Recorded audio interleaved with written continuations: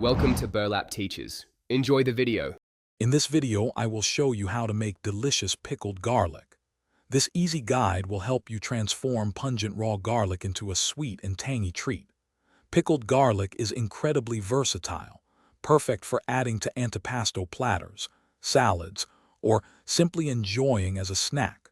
We will cover everything from preparing the garlic to sealing your jars, ensuring you have a delightful condiment ready for any occasion. Let's get started on this flavorful journey. First, gather about 1 pound of fresh, firm garlic cloves.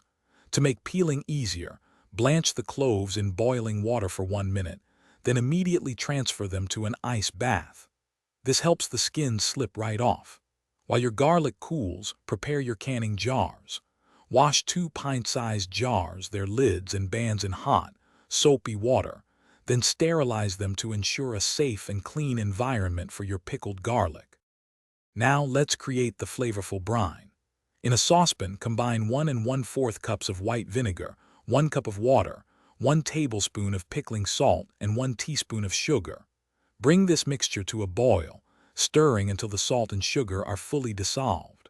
While the brine heats, you can add optional spices like a 1/4 teaspoon of black peppercorns or a sprig of fresh dill to each jar.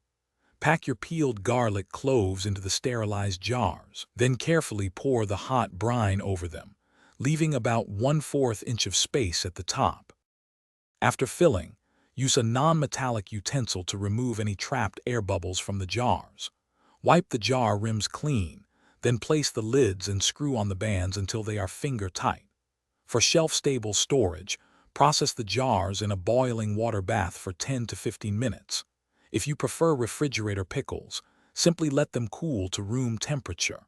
Allow your pickled garlic to marinate for at least 3 days in the refrigerator before enjoying. They will keep well for several months.